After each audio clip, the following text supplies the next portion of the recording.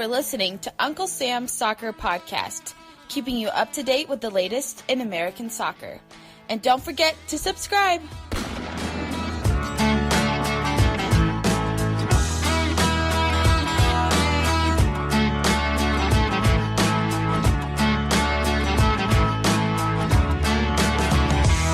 Hello, everyone. Welcome to Uncle Sam's Soccer Podcast. My name is Steven Jotter, and joining me, as always, is Jake Watroba and Arman Kafai. And on today's episode, boy, do we have an action-packed show. We're talking about Brian McBride being named U.S. Men's National Team GM. We're talking about Jurgen Klinsmann's and Christian Pulisic's comments, absurd comments, may I add. And then we got Joseph Lowery, friend of the show, coming on talking all things MLS. And fellas, listeners, join the conversation at Uncle Sam Soccer Pod. We want to hear your thoughts, your comments regarding today's conversation or anything that was said throughout the week. And guys, as most of our listeners are doing, NFL playoffs are going on. And one thing it reminds me of is playoffs can be hit or miss. This weekend sucked. Everything turns out into a blowout. You didn't like Derrick Henry running all over the Ravens? No, I loved it. It was great. I mean, the Ravens get their own medicine there, but oh my God. Can we get a competitive game? Is it so hard to ask for? Meanwhile, Jake, what are you doing with TikTok? Jake, having fun. I love my daddy. My superhero. You guys should try having fun sometimes. Yeah. I love my daddy. I love my daddy. Play the audio if you want to. My superhero. Yeah, what was the inspiration behind that on TikTok? I don't know. I don't start the memes. I just create them. Okay. I don't start the trends. I just run with them. Trends? Yeah. I'm a follower, not a leader. All right. Well, listeners, if you don't know what we're talking about, Jake created a video of himself or about himself. I don't know. Kissing Zlatan Ibrahimovic. I green screened Zlatan Ibrahimovic behind me. And then gave him a smooch right in the cheek.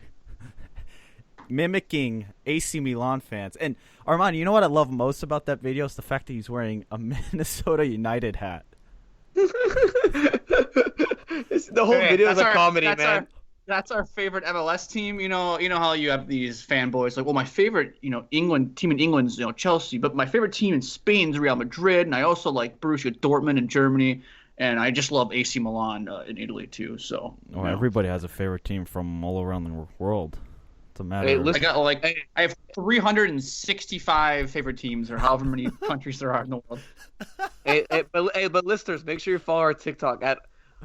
Well, yeah, what is it, Jake? What is our TikTok? Right? It's at Uncle Sam Soccer Pod. Oh, we might on change TikTok. That. Make sure you follow it. It's funny. Make sure you follow it. I love my daddy. Oh, well, anyway, let's talk about Brian McBride, who has been announced as U.S. Men's National Team GM, as Ernie Stewart had been promoted to Sporting Director of U.S. Soccer. McBride, guys, 14 years, 30 goals, 95 caps. And Jake, Stewart had some positive things to say about McBride. He sure did. He was quoted as saying through U.S. Soccer's website, "We are thrilled to have Brian McBride assume the role as general manager of the U.S. men's national team. Through his impressive career as a three-time World Cup veteran and at clubs in England, Germany, and the United States, he has earned the respect of his peers around the world. The hard-earned reputation will allow him to forge important relationships both internationally and here at home, and his understanding of the game and what it takes to succeed at the highest levels will be invaluable to our player pool and our staff." Yeah, and McBride's role is going to be focusing on development and management of the player pool, build and guide culture within U.S. men's national team environment, and manage relationship with clubs, and obviously represent the U.S. men's national team wherever he goes. Guys, I'm curious to know, do we like the move? And listeners at Uncle Sam Soccer Pod, we want to hear it. Do you like the move? Can I be honest with you, Steven? I don't know. I honestly don't know because we don't know much about this GM role, right? Like Ernie Stewart was in it for a little bit, then he got promoted. Do we even know what McBride's necessary vision is? I mean, we hear he's a good, nice guy. We know he's a U.S. men's national team legend. We know all that stuff, but do we really know much about the role and what exactly is the role outside of description given to us and what, again, like McBride's vision is? I'm not sure. I mean, I guess, cool, McBride's a good guy, but do we know anything else? Like, what else do we know? I feel like it's a bit of a mysterious role, a mysterious position for the U.S. national team and McBride. And I mean, I guess it's good, but I'm gonna be honest with you, I can't really. I might sound like, I have to know everything, but like I don't know. I honestly I'm kind of unclear. Arman, here, let me piggyback off what you say, but I might scorch the earth here a little bit with what I'm about to say. I think you're right. I think we do have to wait and see on this. What I'm curious to know is, I've seen people on Twitter stating that he'll now have the ability to make the call on Greg Berhalter's job. But what I question is, does he really have that ability? I still feel that power resides with Ernie Stewart and Jay Berhalter. And one thing I will say is, let's just say this team doesn't qualify for the World Cup in 2022. Is Brian McBride going to be the one who is held responsible? Or is that blame going to fall on the shoulders of Carlos Cordero or Jay Berhalter or Ernie Stewart? I mean, there's a lot of dysfunction within this federation, and it seems to me that we've taken those who were in charge, who may be the roots of the dysfunction, and given them now higher positions of power. And to me, if this national team fails, I hope McBride isn't the one who is scapegoated for the acts of Cordero, Ernie Stewart, and Jay and Greg Berhalter. Yeah, that's fair, Jake. I do question what his role is and whether or not it's actually going to have an impact. Now, I think, and this is just me kind of reading into it, listeners, let me know if it is too much reading into it. But I do want to play ESPN FC's Craig Burley, who obviously worked with McBride at ESPN, but commented on McBride and his personality and what he would bring to the front office or to U.S. soccer as a whole. Here's what he had to say. Idea really what the job entails, but I'm absolutely delighted for one of the nicest men you will meet in football and broadcasting in general. Brian is one of the most sincere people. He'll go into that, and he's nobody's fool. He's nobody's fool. Don't let that nice guy image disguise the fact. He'll make hard decisions. He'll do what he thinks right. He's crystal clear in what he wants to do. He will absolutely align people because people will respect him. He will talk to people and treat people in a manner in which they expect to be treated. And I'm absolutely delighted that he's got in with US soccer, and hopefully from his point of view, it works out. It's not going to be easy. There's a big job, particularly with the playing personnel. But you've got to keep everybody happy. You've got to keep everybody on board, clubs, players, coaches. And if he can be a conduit to do that and make things better, then fair play to him. Listen, I accept I might be biased here, but Yeah, guys, what have we been talking about with U.S. soccer when it comes to player development? It's the fact that they're not disrespecting, I think that's too strong of a word, but there's a ton of miscommunication. Players feel like they're neglected.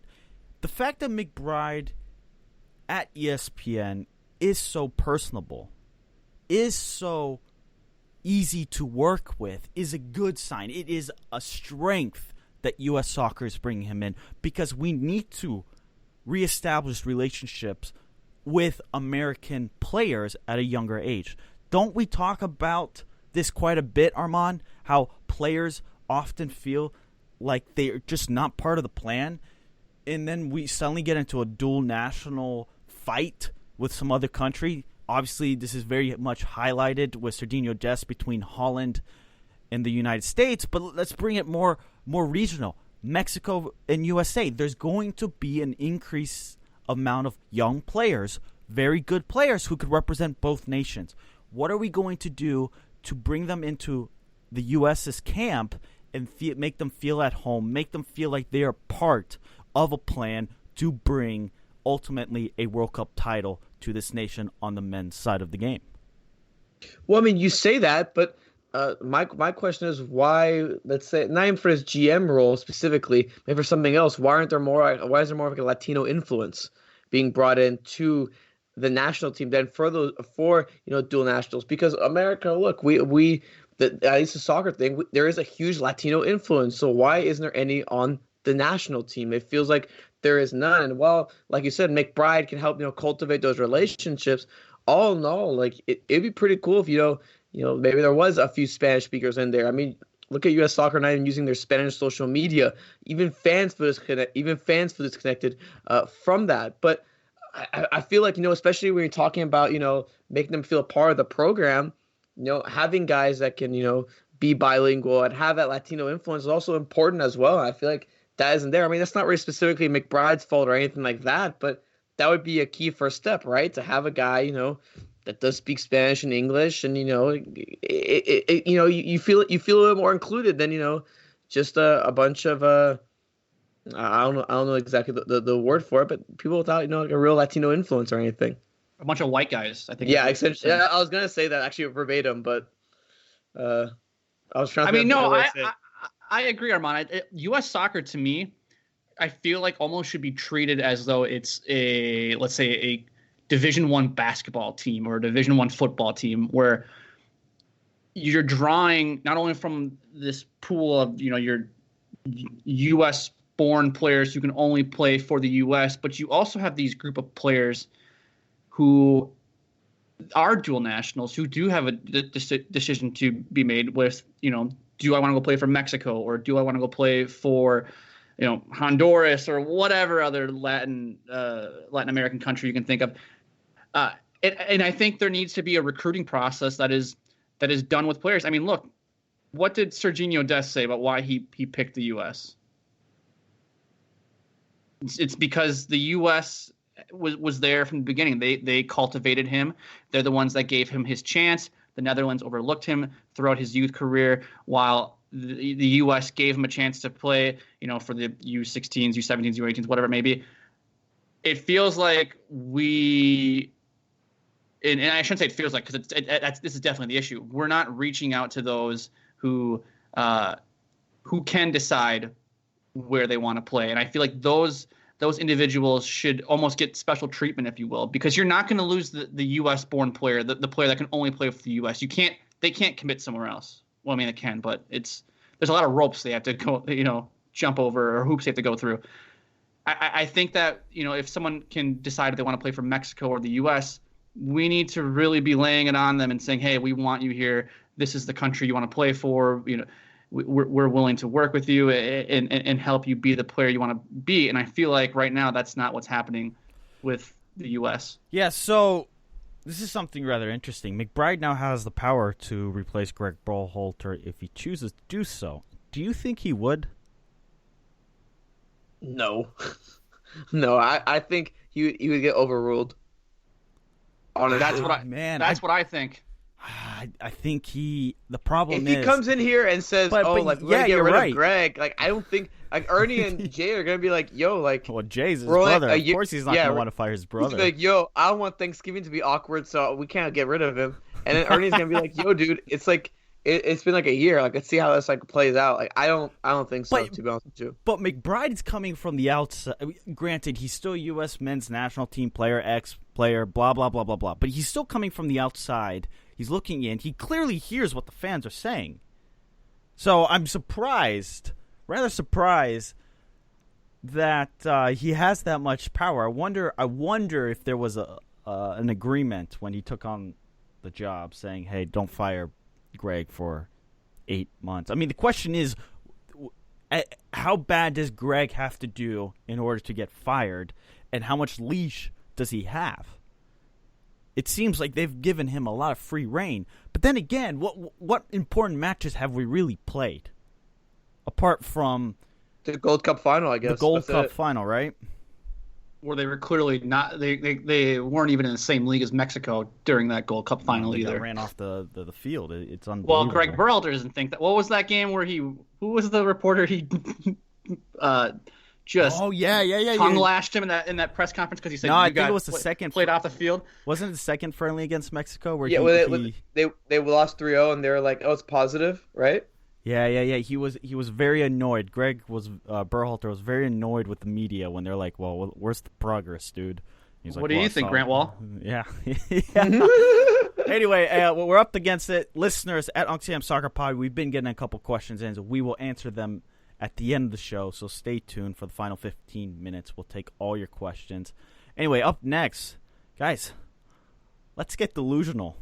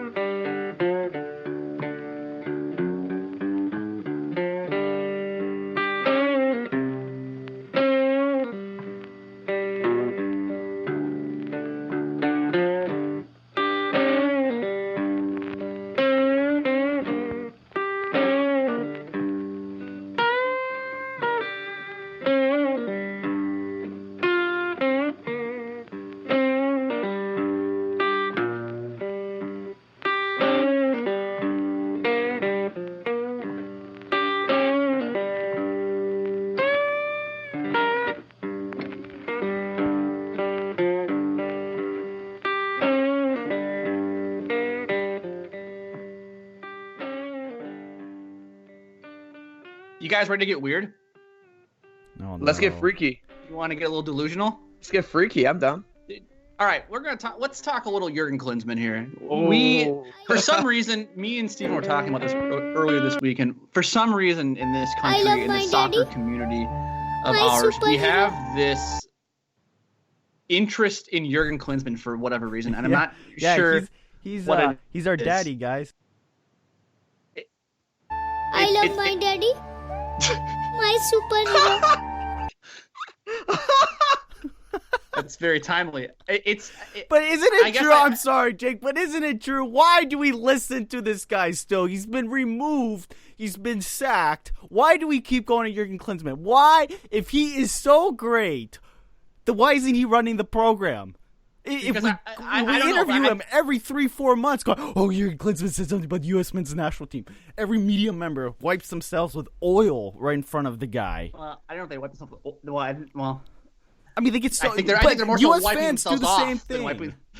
I think it's because Jurgen challenged the status quo within U.S. soccer and with MLS, essentially stating that MLS is an inferior league and players should go to Europe, given the chance. And I think he provided a different voice than what we've heard in the past. Yeah, which no, was... Jake, it's simple. This is why. I love my daddy.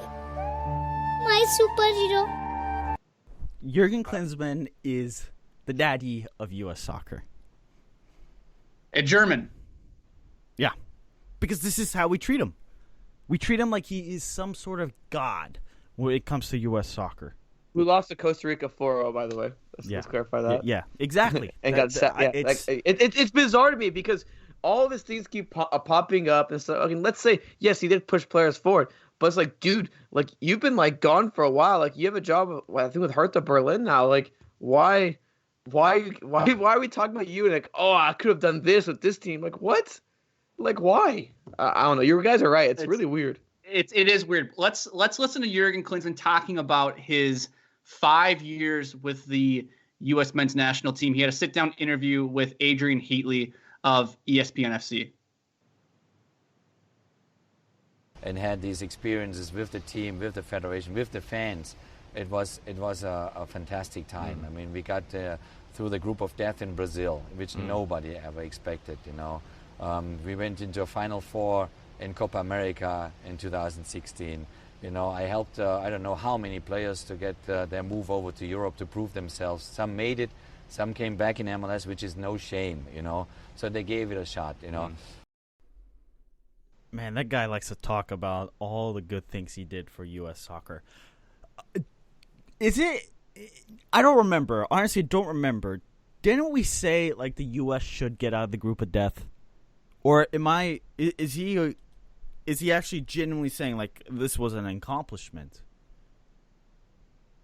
Because I don't remember. Listeners, help me. What was the expectation of that 2014 run going into Brazil? Was it to get out of the group of death with Ghana, with Portugal, with Germany?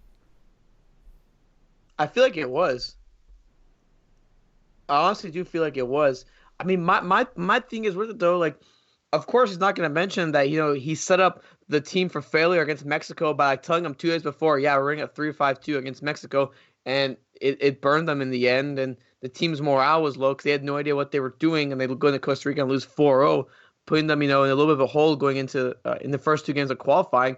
Like yeah, of course, not going to hear that kind of stuff. We're just going to hear, oh, top 4, where they got this. I think they got beat pretty badly by Argentina, or you know, we got all of this just kind of. It's just all positive. It's all revisionist history. I feel like, Steven. Do you agree?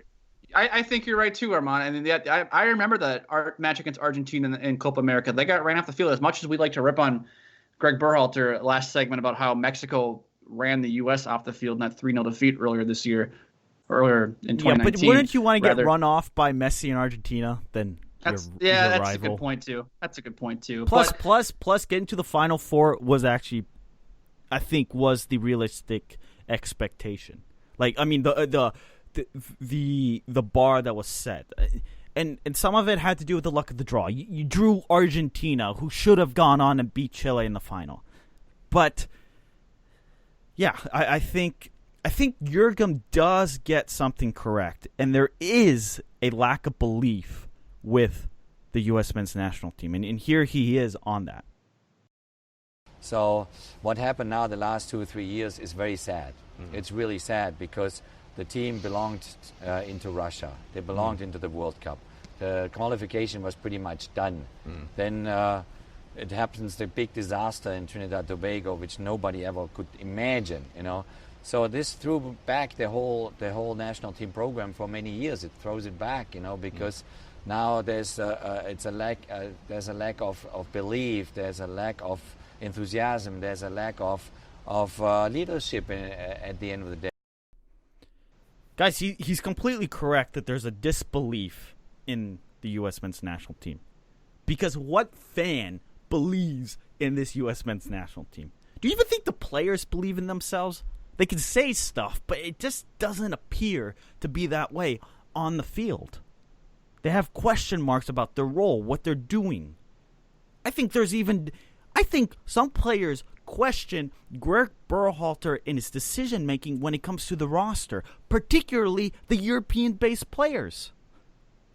I'm telling you, this is something that is going to create a big mess is between the MLS-based players and the European-based players. And guess what? Jeff Cameron highlighted that with Bruce Arena with his player selection.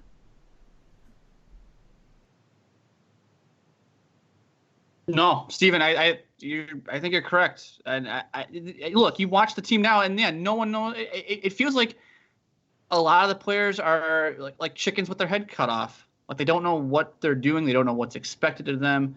And as a fan, you see that. And look, we talked about this last week. Why should we care about anything regarding the U.S. men's national team right now? I have zero belief that this program is moving in the right direction. Arman, do you have any belief that this program is moving in the right direction? I mean, I can have belief that they're moving, remotely in the right direction, but like overall as a whole, it's look, dude, like, we're talking about a coach who he loves his concepts and stuff like that, but the results don't show. We're talking about a coach that, we saw them lose 3-0 to Mexico, and he's talking about progress because he's trying to get this build out of back mentality or make this team play like Manchester City or something. Look, I can believe in the players. Okay, maybe the youth is going the right direction, but at the same time, I'm just kind of like, it doesn't feel like it, because it seems like every single time they play against competent competition, they struggle. They don't know what's going on. They lose. Or if they lose, they lose in a bad way. You can lose in good ways and bad ways. That 3-0 loss, it wasn't good enough. Armand, do you think we the can players go on and on? Do the players have faith in Greg Berhalter? Honestly, I think they do. I genuinely think they do. They younger respect ones. him? The younger ones, but maybe not the older ones. The younger ones do. The older ones, I don't think they do. I guess that's all you really need is the younger guys to believe in you. Yeah, I don't know. Because the old guys are going away. I mean, I don't know if like a John Brooks does, for example. Yeah, If that's that fair. makes any sense. And then Jake, Jurgen Klinsmann, man, talk about him being the daddy. I love my daddy, my superhero. You're gonna beat that soundbite. I know, man. The ground. It's like a dead horse right now. Yep, it's getting played. What about the fact that he thinks he can get the Jurgen Klinsmann? Sorry. What about the fact that Jurgen Klinsmann thought he could get the U.S. men's national team to the quarterfinal / semifinal, even final of the 2018 World Cup? Now, if he said that about the 2014 World Cup, he's correct, because Wondolowski missed a sitter against Belgium in the dying minutes of regulation. He could have sent the United States to the quarterfinal in the 2014 World Cup. Chris Wondolowski. Let's flip the page to 20. He would have sent them there. They still had to go through PKs, but I get what you're saying. No. He missed a sitter at the end of regulation when it was still tied up. They sent it to extra time. I thought that was against when it was 2-1 after the Julian Green goal. No, I thought was there two sitters? Was there two sitters by Wando that he missed? I thought the sitter in extra time. Well, there was one that he missed. Maybe it would have. I thought it was before extra time he missed. Oh yes. Oh. I don't remember that one. I remember the one in extra time after the Julian Green goal that would have tied it up at 2-2. Sorry, I don't remember the one during regulation. Well, anyway, here's Klinsmann. End of the day, so it's a very, very difficult job that now Greg Berhalter has on his hands, to rebuild this entire program, which we were actually in a good place. It was progressing. I said, I take that team in Russia into the final 8 or even in the final 4 because it was a building block. It was all laid out. It was all there was a plan for it, but the plan got interrupted. Then got even more interrupted when we didn't qualify. Then for Russia, and it's. This dude's nuts. There's no way that team could have. Do we even think they could have gotten out of the group? Well, Steven, Captain America, I shouldn't say Captain America, the Wonder Kid himself believes that they have the quality to make a deep run. Christian Pulisic said to ESPN, I think we had the quality to make a deep run. I don't see any reason why we couldn't have. Once you get to those knockout stages, I think anything's possible. I think anything could happen. Pulisic also spoke very highly of his relationship with Klinsmann. I had a really good relationship with Jurgen. To be honest, he gave me my first chance really with the national team, so I don't have anything bad to say about him at all. I'm really thankful for everything that he gave me. So I think this goes back to your previous statement about the young guys believing in Berhalter, but some of the older guys or the old guard not believing in what Berhalter's telling him. Because here we have Christian Pulisic saying, "I love Jurgen. He gave me my chance, and I would love to play for him." Yeah, okay. Frankly speaking, there was no way in hell that team in 2018 was getting anywhere at the World Cup. Qualifying was a disaster to begin with.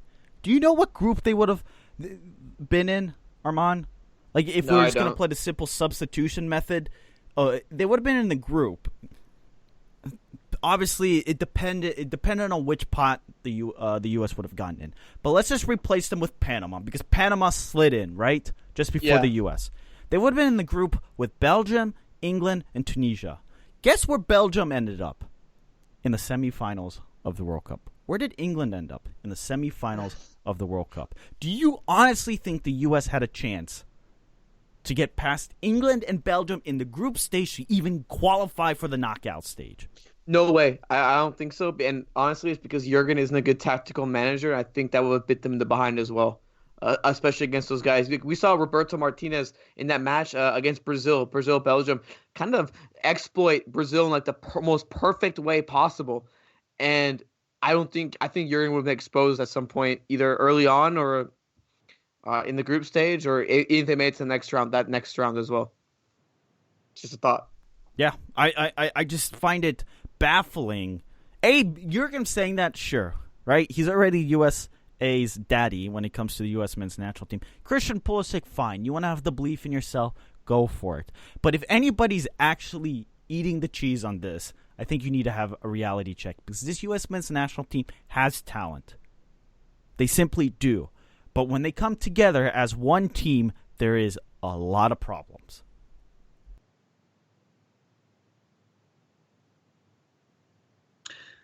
Coming up next, Joseph Lowery of The Athletic is going to join us. We're going to talk all things MLS. Stick around.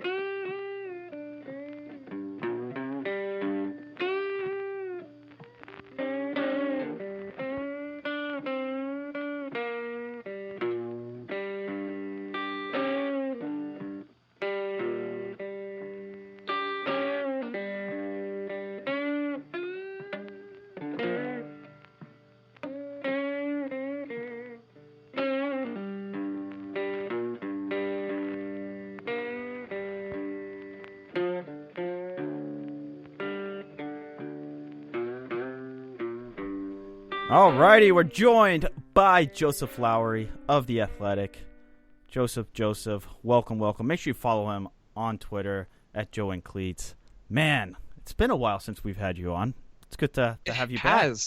Thanks for that intro, Steven. It's good to be back on and talking with you folks. I'm excited because that means MLS is back, and it'll be a good time tonight. Well, I think Arman, when we were meeting before the show, alluded to saying, well, we're talking MLS, but do we really know if an MLS season's going to happen this year? With the CBA still up in the air? It's so weird, man. It's like we haven't heard any news about the CBA, what's going on. Like, is there any negotiations? We don't know. And I find it really weird because we have all these major moves being made by MLS teams, but we also don't know if like some of the mechanisms will even exist, right? Like, what if TAM goes away? Like, what happens to the players that were acquired using TAM or TAM money traded around? Maybe it's in existence for one more season that goes in effect next year, but like, it's super weird to be in this spot. I feel like not a lot of people I think we're all assuming the season's going to start.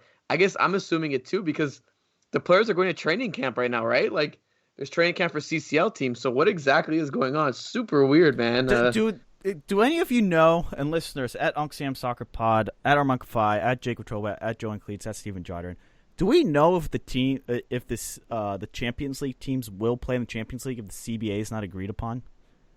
Or is that something different? I don't know. That's such an interesting question. That's another one of these really weird wrinkles to the CBA negotiation that, as Arman said, we just really don't have a lot of info on right now. I mean, I can see either way, either one of those two things happening with the teams technically not playing in an MLS competition. Maybe that means they would play, but again, they're still MLS teams competing. So I don't know how the legal side of that works. It's a really weird situation, and I do kind of feel like I'm burying my head in the ground a little bit and just assuming that it's going to happen, but we just don't know. We straight up don't know right now. Yeah. Well, Jake, what do you think? Yeah. Like, what are they going to do, Jake? What are they going to do? Oh, well, as the old man on this podcast here, I have no idea.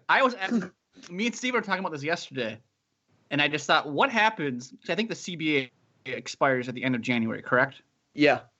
So what happens in February when we start CCL? I mean, like, that's obviously what Stephen just asked. Like, this is what spurred this entire conversation.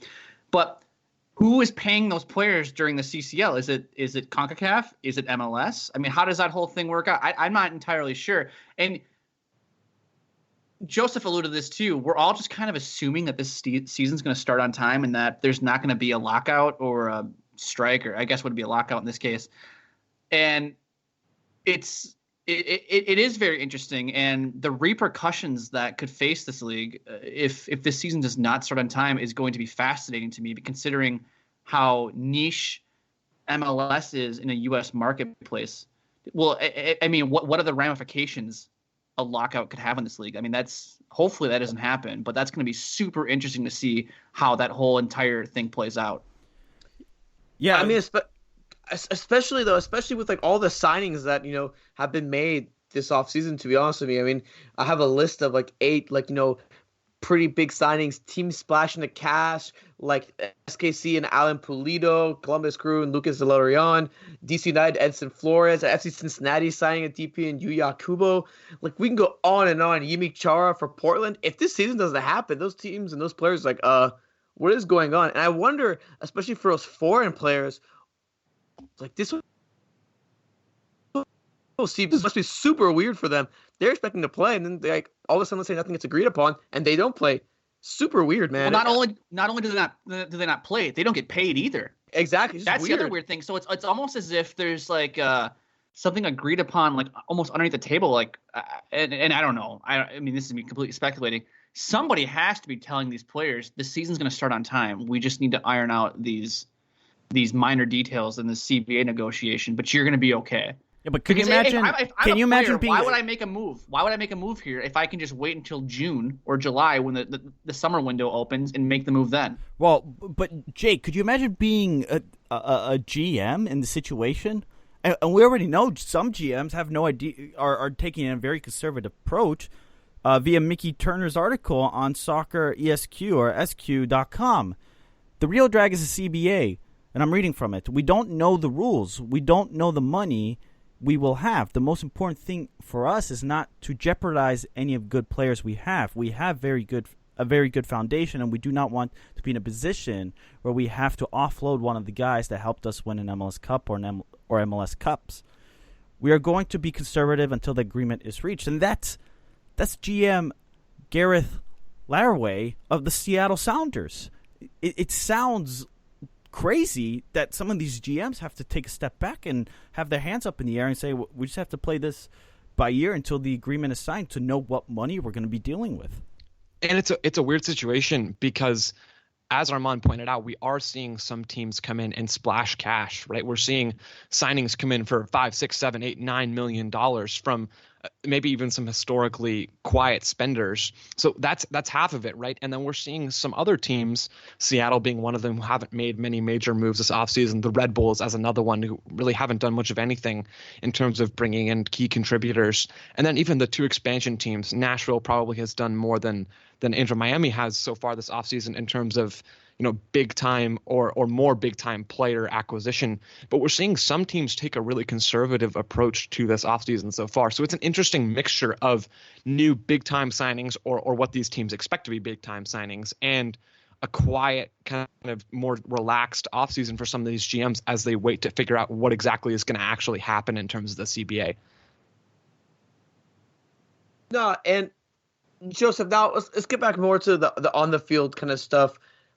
I see, obviously, Joseph writes for The Athletic. You've spoken to a lot of coaches this offseason, and within those conversations, have any of those which one of those has actually stood out to you, from the ones you've talked to? Yeah, so to give our listeners a little bit of background, this offseason for a series of pieces I've been doing for The Athletic, some have been out, some are still in the editing threshold. But I've spoken to a handful of coaches, Oscar Pareja coming into Orlando City back in MLS, Nashville's Gary Smith coming up from USL, Tab Ramos in Houston coming from the U20s now to his first professional job in MLS, and then two interim coaches who were made official hires earlier this offseason, RSL's Freddie Juarez and Colorado's Robin Fraser. Of those guys that I've talked with, the last two, the two interim guys, were definitely the most interesting conversations. They were willing to kind of approach the game from a tactical perspective in a way that I think is maybe even sort of unique in terms of coaches around the league. Freddie Juarez in particular for RSL, I was asking him a lot of nerdy tactical questions because that's what the scope of the piece was, and that's also the kind of thing that I'm interested in. But his level of detail as he approached the questions that I was giving him was really, really impressive. And I'm sure I'll be easily impressed because I'm not a pro soccer player who hears this stuff all the time. But the way that he approached the game and outlining his phases of play, what he wants to do with RSL this season, was really encouraging. It's kind of tough with RSL because I'm not sure they have a lot of elite talent to work with. But coming away from that conversation, we talked for maybe 45 minutes on the phone in what was supposed to be kind of a 15-minute interview, but we were just really going. His understanding of the game was so clear to me that I came away from that conversation really kind of encouraged about the project in RSL and feeling like, at least to me, he really did seem like the right guy to get that permanent tag.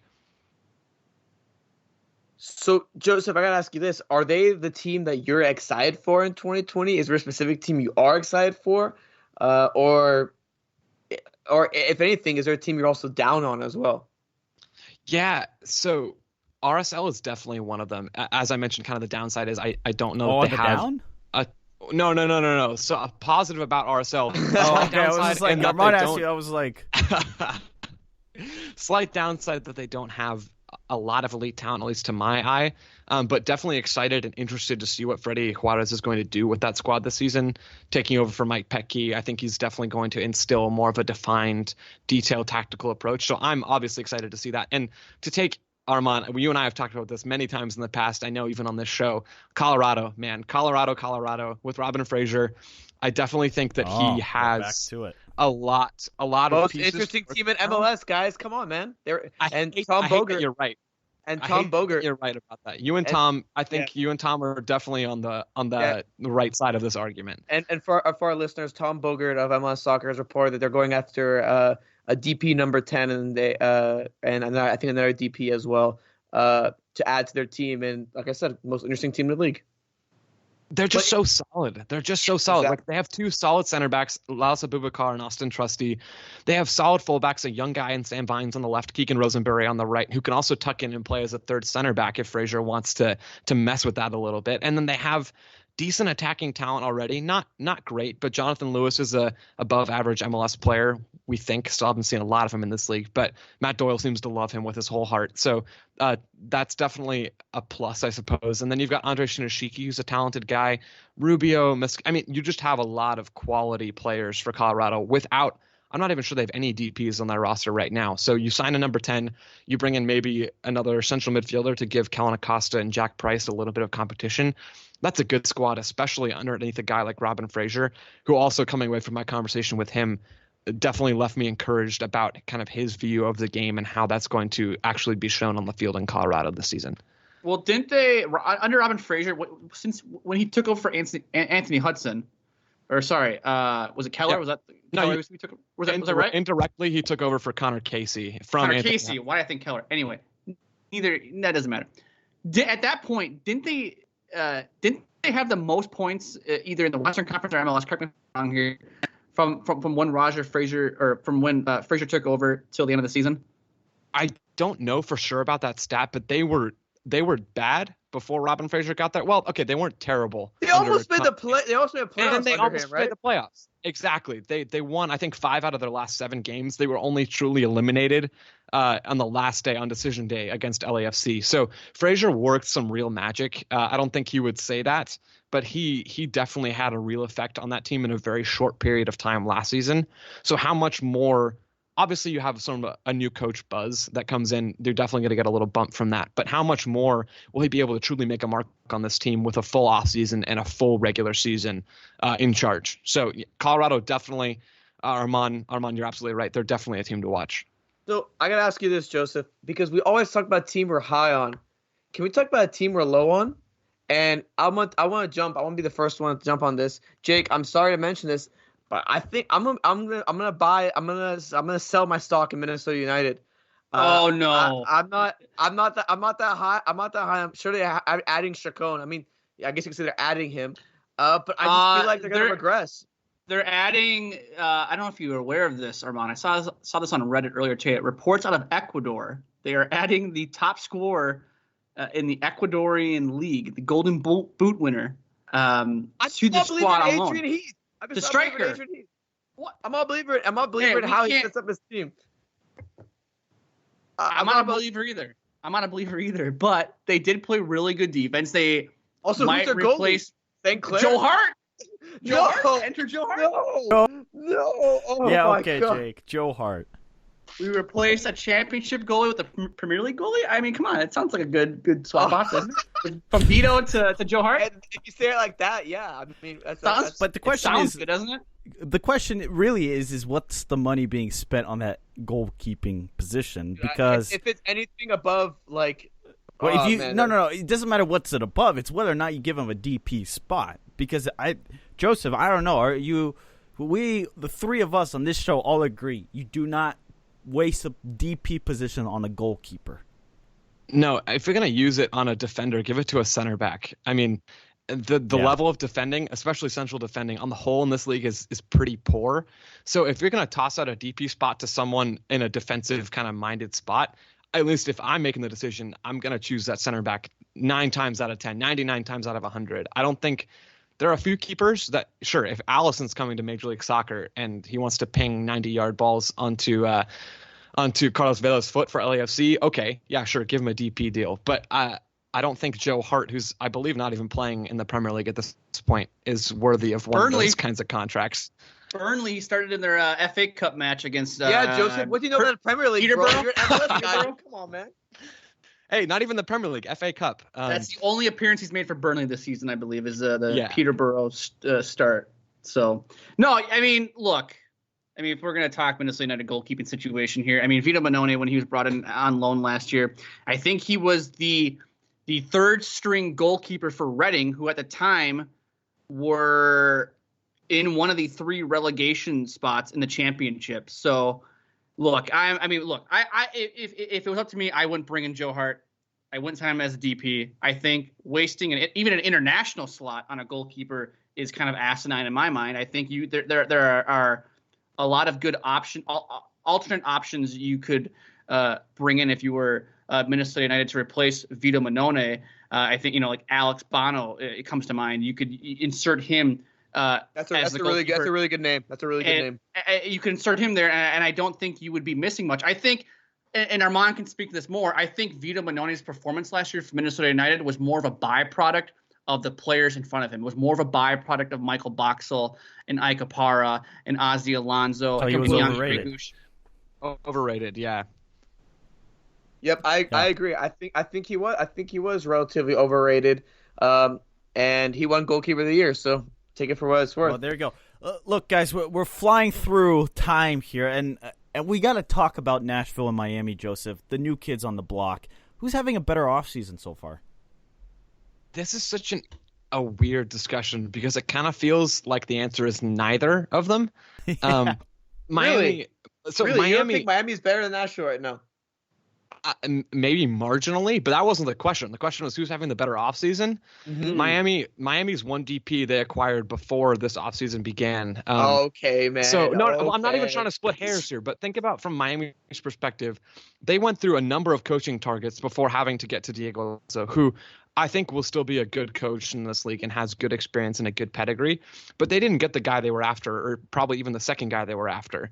So that's not ideal. And then they haven't done much in terms of signing actual like big name, not even big name. I'm not talking about David Silva. I'm talking about like quality above average attacking talent. Like they haven't done a lot of that kind of digging in terms of a player acquisition. So yeah, Miami probably maybe has the edge right now. I'm not even sure that I'm super comfortable saying that. Nashville has brought in a couple of guys in Hani Mukhtar and Randall Leal, two, I think, attackers that are as good or maybe better than anyone Miami has in that respect. And that's kind of it outside of the basic kind of required MLS roster building that you have to do. Could we get a letdown if Miami don't sign a superstar? I mean, God, what are the rumors? Messi, Cavani, David Silva. I mean, you roll through. These are huge names in Europe.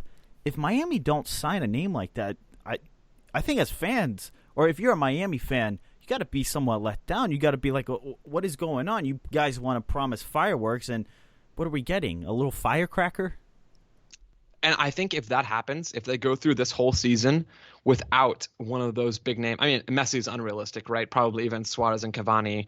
But if they don't go through and bring in someone that's a household name that can actually contribute and not just be there for the media attention, if they don't do that, then yeah, their season's going to be really tough for them. Now, that said, I really do believe, even if it's not in this transfer window, in the summer, they will bring someone in. I think they will. It would be too much of a wasted opportunity for them, as we just said, Steven, to not make a move like that. So I think it will happen. But just in terms of where these teams are situated in the offseason now, neither one has overwhelmed me, positively or negatively, really, one way or the other, with the moves that they've made. I mean, Joseph, like counter argument to you, obviously the technical director, GM, whatever his name is, Paul McDonough, was at Atlanta when they were building their roster as well. It seems like they're kind of following the same blueprint of sorts. It's like kind of like splashy signings, but like obviously they're spending the money, but it's not really like the names that we know of, if that makes any sense. Like not the Cavani's, the Suarez's, the Messi's. I personally have to give the edge to Miami because I feel like they're making small moves. Like Luis Robles, I think that's a fantastic move from Miami that that's going a fair point. Really under the radar that no one's really talking about. And I think McDonough's building this roster, and I think it's fine, but there were like rumored to like with the River Plate guy, maybe a $15-20 million bid that we don't really know. Like it's not popular in like popular soccer culture, like a Messi or Ronaldo or whatever, but it's still a big move. And I feel like that's the same case with Atlanta because they had Joseph Martinez, Almiron, and Villalba. I mean, how many of those guys were household names? None. I don't think anyone knew any of them. So I feel like they're kind of following the same blueprint. But you have a great point with the coach because I think they struck out on their first 2 or 3 options before they went to Alonso. I feel like that's what I feel like. And I believe that is true from what I understand. I think I think I agree with you. Essentially, from a personnel perspective, Arman, this discussion could be totally different a week, 2-3 weeks from now, based on whether Miami not necessarily they bring in the David Silva, but they bring in, I believe it was Roger Martinez that they were linked to from Mexico, Club America. I believe I have that name right, or another player of that kind of quality for $10-15 million. You're right. That could totally change this discussion, because I do think with the current roster they have now, with a lot of solid MLS players or a couple of promising younger guys, you add in a top quality goal scorer to that group, and the ball game is totally different at that point. So just based on now, I'm definitely underwhelmed by kind of both of these teams, but some of that's just the nature of expansion, and that obviously is fickle and changes with time. Well, you guys, let's talk a little bit more rumors. Let's talk about a couple players specifically. When we come back from break, stick around. Luka Modric, Chicharito. We're going to talk about that with Joseph Lowery, amongst other things. Stay tuned.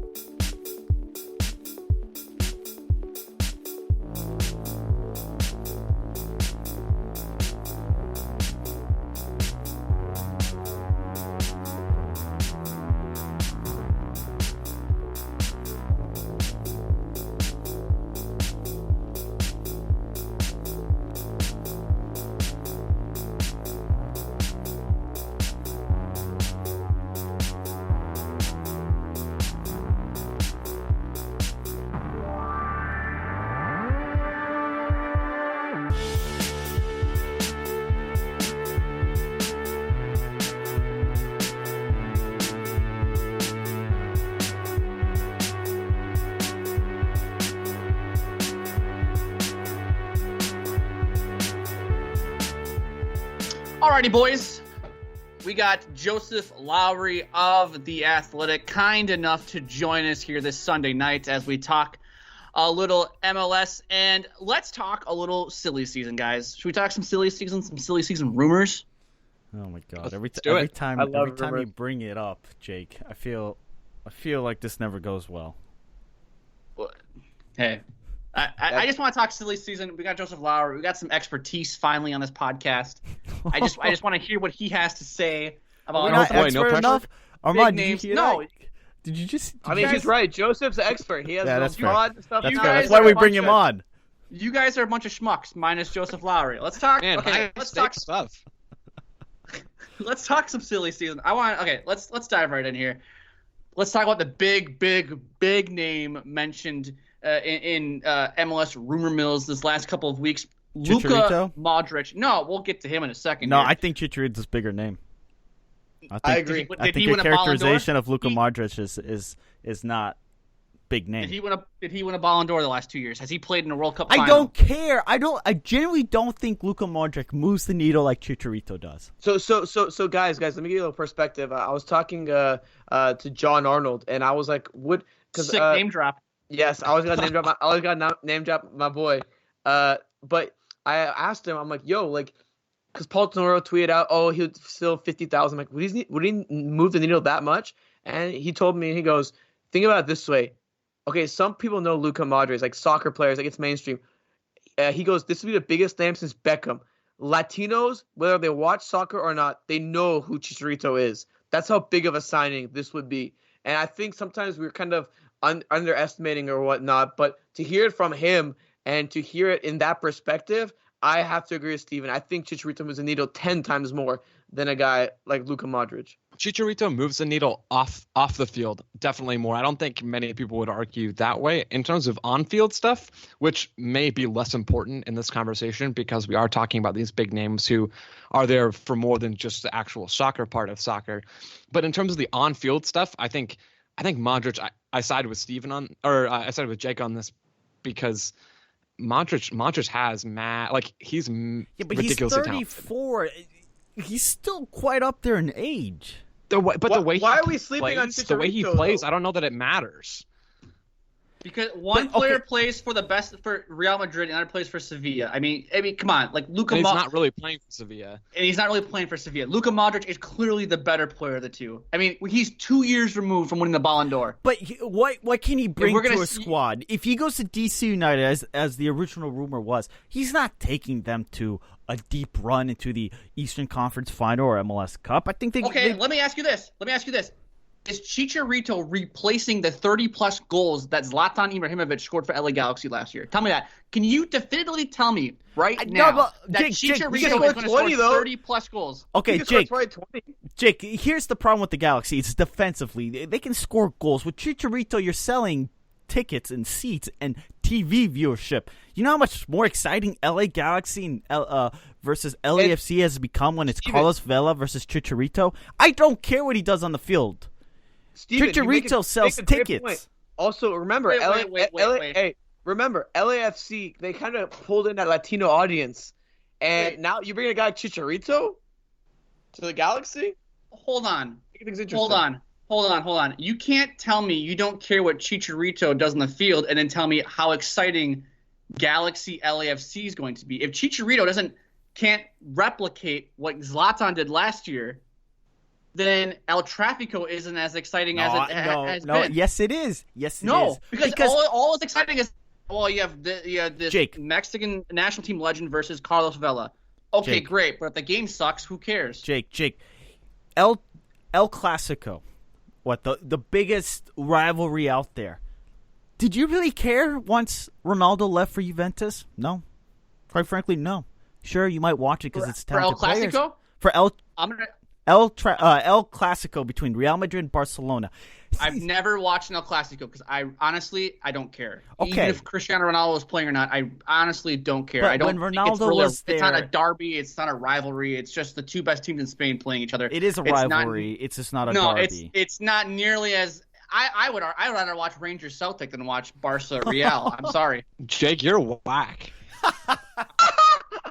Yeah, honestly. Because there's the passion. There's no emotion. Jake, yes, there is. They hate Barca. each other. There's more. No. There is a hell of a lot more hate, a hell of a lot more emotion in Rangers Celtic than there is in Barca Real. Just because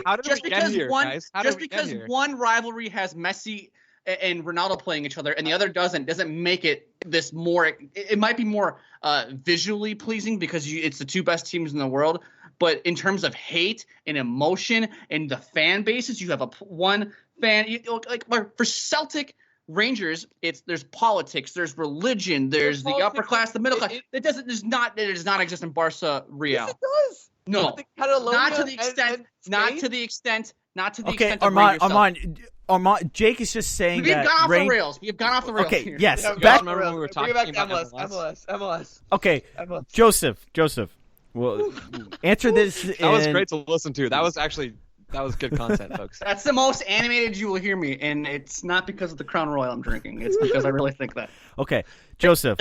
In under a minute, Luka Modric, what can he bring to a squad? Can he elevate a team like a DC United to somewhere where they haven't been before in recent years? Can he elevate that team to becoming a deep, successful team that people will be afraid to play in the regular season and come playoffs? DC United, with the way their roster is, or the way it was last season, Luka Modric obviously would improve them. It would be ridiculous to say that he wouldn't. But I don't think he has them in MLS Cup last season, just because of the problems that they had with that roster, the lack of talent kind of in the attack, to be quite honest. If they make some of the moves that they're talking about making, Edson Flores seems to be done. It doesn't look like they're going to bring in Brian Lozano.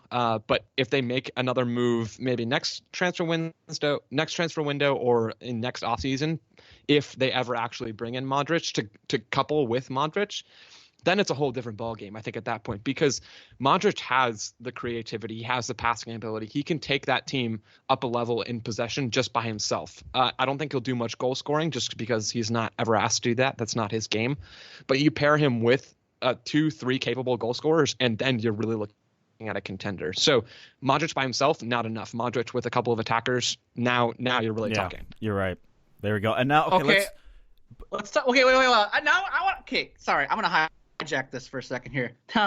Now, Joseph, I want you to tell me what would a Chicharito signing mean for the Galaxy on the field.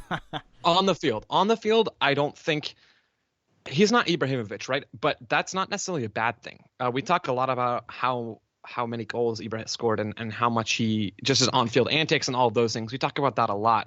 We don't talk about how little he defended very often, and that hurt the Galaxy a significant amount. Obviously, their lack of defensive talent probably played a bigger role in that, but they were defending with 9 outfield players for 85% of the minutes. So Chicharito, I think he would score 20 goals. I do believe that. And I think he would be more active defensively.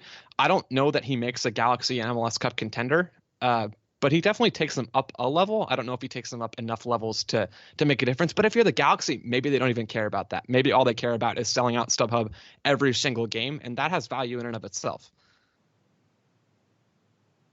Well, Jake, but do you think the Galaxy, regardless of what the on-field situation, this is almost a must-sign? Think about somebody to replace Ibra's stature. You need somebody who's going to take them further, right? Further than they did under Ibrahimovic? Yeah, because they crashed out. They played Minnesota United, right? And that seemed to be a predictable win. Sorry, Jake. But it just seemed, you were there, Jake. It just seemed like they were going to I was there via Brian Williams. That's an old meme. But yes, that did seem like a predictable run. But carry on, sorry. But right, the Galaxy are well, now this is even more controversial, are one of the biggest clubs in MLS. They're at least the most successful, but they have also been around a very long time. They have to play two hats. They also have to play, well, how are we going to get people to come to our games, and how are we going to be successful? And Chicharito seems to be able to do kind of both.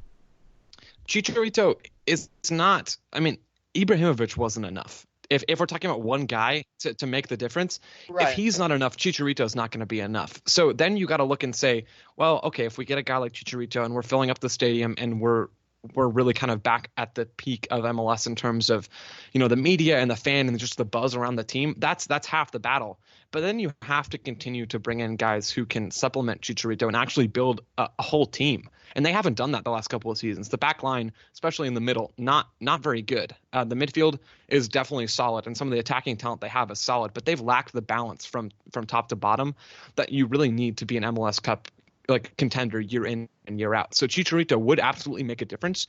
But like I said with Modric and DC, one guy, it's really hard to find one player who's going to make the difference in and of himself. You got to have a competent roster built around that guy to really succeed. Now, speaking of DPs and speaking of, spending big on aging players, there's a rumored new DP rule coming out, according to Sam Stejskal of The Athletic. And we're going to go through briefly what they are, and we'll get our takes on it. Under these new rules, if none of a team's 3 DPs are under 23, the annual spend for one of those players would be capped at a sum of $1 million plus that season's maximum budget charge. If the team has at least one U23 DP, they're able to spend any amount on all 3 of their DPs. So, for example, if if this rule is implemented and Toronto FC was around, they would not be able to have Sebastian Giovinco, Michael Bradley, and Josie Altidore. There was no way, because their annual spend on all those 3 would definitely eclipse over $1 million. And essentially what this is it seems a little bit like, some teams want to kind of close the gap on what's this weird MLS arms race that we talked about? I mean, SKC just spent $10 million on Alan Pulido.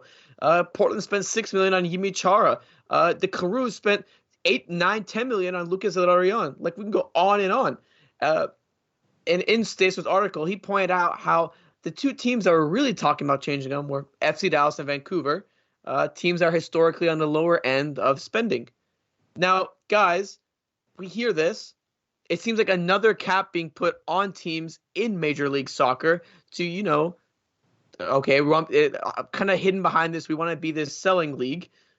What do you guys think of it? I mean, personally, for me, it seems like let's let the teams build how they want. I don't understand why they do all these restrictions. I don't get it. This is not smart. If a team can sign DPs that are 26, 27, 28, now you're going to restrict that ability because they have to sign somebody who's under 23. What are we doing? I get it. The league wants to promote youth, but then give them a fourth DP spot that allows them to go after that U23, or even give them a fifth spot. If teams want to spend, let them spend. It's not my money. Spend all you want. It's like we criticize MLB for having no cap, and then fans are talking about money being spent by the clubs and how the owner clubs are being cheap. Who cares? It's not your money, fans. Let the club spend as much as it wants because it's not your money. So why not let Atlanta? Why not let Miami, LA, Seattle's spend as much as they want? And teams like FC Dallas, the Revs, Colorado, Chicago, but we'll see with Chicago. If they want to be on the cheaper end, let them be cheap. And it's going to catch up with them one day. Yeah, I mean, the more spending caps, the more complex you make all the rules that MLS already has, the harder the league is to digest to people. And if you're limiting already the quality on the field with more of these budgetary caps, then you're just shooting yourself in the foot, right? So some of these lower spending teams, FC Dallas, Vancouver, it might work well for them in the short term, but 10, 15 years from now, you're there and you've hampered the entire league because your ownership doesn't want to spend or reportedly doesn't want to spend money to keep pace with the rest of the league. And that's just not smart. Like, just from a business perspective only, that's incredibly short-sighted to have that be your approach. So yeah, hopefully the rules are simplified even further. Honestly, that I think pretty much everybody would agree and prefer that the rules be cut back and have teams, like Steven said, spend if they want to, and if they don't, you're going to get left behind only as much as you can get left behind in a league that we know is without promotion and relegation. So it's a pretty high floor for some of these teams that don't want to spend their money. No, I agree with Joseph. Just on the simple fact of simplifying everything. I mean, how many times, Steven and Arman, how many times do we have conversations, not even talking about MLS, we talk about like the NBA and being like, well, this team has X amount of dollars and cap space to sign next summer. Like, that's going to be super exciting. They can sign guy X, Y, and Z. When you talk about MLS, you have, well, they have, and we don't even know. We can only speculate or listen. The media speculates on this. Well, this team has maybe $3 million in GAM or $2 million in TAM, and well, they could spend this amount of TAM to buy down this DP, and it opens up a DP slot, but then they have the salary cap, but we don't really know how much money they have available in the salary. I mean, like, there's so many mechanisms at play, and if you got rid of even, I mean, if MLS could find a way to simplify all this, I think fan engagement would go up too, because you could have those conversations of, well, we have $6 million in cap space or whatever it may be, and maybe we should go and sign this guy or do these things or whatever. I feel like in MLS you don't have that whatsoever because you have so many different spending mechanisms, and I think that just deters fans from having those fun conversations either online or with friends, and I think overall that's a detriment to the league.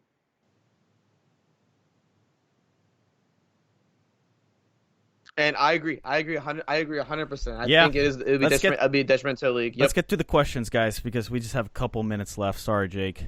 Sorry, Arman, to interrupt you. We do have questions to go to. One on Twitter. Why doesn't U.S. Soccer hype the January camp with interviews and more material provided to provide some excitement for fans? All right, that's a great question. But then again, what are you expecting? What do you want to hear from players or coaches regarding? And I think they're like hype videos and stuff like that. I can see their point, to be honest with you. Yeah, I think so. I can see their point. Well, get people excited, man. Who is Brian Caio? Who is Chris Kappas? Who are these guys? Like, I know who they are, but like to like fans, who are they? get them to know each other. I feel like we don't know some of these players. Introduce them. They don't play in MLS. They don't play in MLS. So what does U.S. Soccer care who they are? They play in USL. It's a competing league. Sorry. They don't play in KO does, but Kappa's not anymore. Well, like, we don't know. Yeah, that's true. Hey, plug time. Plug it. Oh, you plug it, Arman. You brought it up. We sat down and had an interview with Orange County President of Soccer Operations and General Manager Oliver Weiss. Yes. That'll be out next week, and we actually asked him about that. So you may have to wait a little bit, but we have a lot of great insight for that as well. Jay, one more question, or a couple more questions here. Jake, this one's for you. What was the ceiling with Jurgen as U.S. men's national team manager? The ceiling, just like the ceiling, not in a specific World Cup, just the ceiling. Yeah, what was the ceiling? I think you saw it in 2014 when they lost to Belgium in extra time. I think that was the ceiling. We've all talked about this. Jurgen wasn't the best tactician, wasn't the best manager. I think Jurgen had a lot of great ideas. I think Jurgen, if you're going to talk about, since we talked about Brian McBride being named GM, I think Jurgen is better cut out to be somebody in that position or to be an Ernie Stewart, like a sporting director position, than he is as a manager. I think you saw the peak of the mountain under Jurgen, and I think it was getting out of the quote-unquote group of death in Brazil 2014, and it was taking Belgium to extra time. So to me, that's the mountain there. That was the best under Jurgen. But Arman, that is it for. One more question, Arman. Do you have a Football Manager USL mod? No, I don't. Sorry, guys. But Ford Madison does. Oh, there you go. There you go. Hey, McBride's public thoughts are more on the team. One of our listeners said, and when it comes to McBride, people have mixed feelings about it. Anyway, listeners. At Uncle Sam Soccer Pod, at Jake Watroba, at Arman Kafai, at Steven Jotter, and at our very special guest, at Joe and Cleats, actually, Mr. Joseph Lowery. He has got excellent insight with U.S. men's national team and MLS, so be sure to catch his work on The Athletic. Like Arman said, we have a special interview next week. We'll be back live 8 p.m. Central Time. Until next time.